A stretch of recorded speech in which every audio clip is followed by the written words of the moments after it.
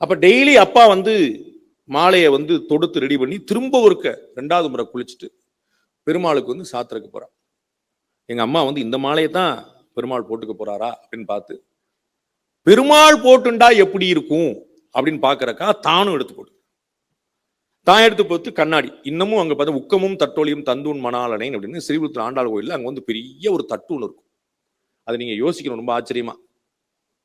இப்ப கூட சொன்னேன், நம்ம வந்து இந்த கண்ணாடி பார்க்கிறது அப்படிங்கிறது, கண்ணாடிங்கிறது சைனீஸ் சமாச்சாரம் போல நமக்கு சொல்லப்படுது. கண்ணாடிங்கிறது சைனீஸ் ப்ராடக்ட். எங்க அம்மா அன்னைக்கே கண்ணாடி பார்த்திருக்கிறான். ஒண்ணு தண்ணீர்ல முகம் பார்க்கிற பழக்கம், இன்னொன்னு வந்து உக்கமும் தட்டோலியும் தந்து அப்படின்றான்.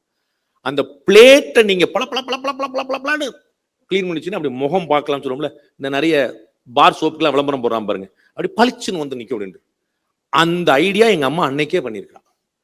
அதை எடுத்து அவ வந்து மாலையா போடுறா. நல்லா இருக்கு, அழகா இருக்கு அப்படின்னு. டெய்லி பெருமாளுக்கா எடுத்து வச்ச மாலையை அவள் டெய்லி எடுத்து எடுத்து போட்டுக்கிறா. டெய்லி எடுத்து திரும்ப வச்சிடறா. அப்படி பார்க்குறா, நன்னா இருக்கு, இன்னைக்கு மாலை பிரமாதமா இருக்கு, பெருமாளுக்கு போட்டால் அப்படி இருக்கும் அப்படின்னு ஆசை ஆசையா போட்டு போட்டு திரும்பி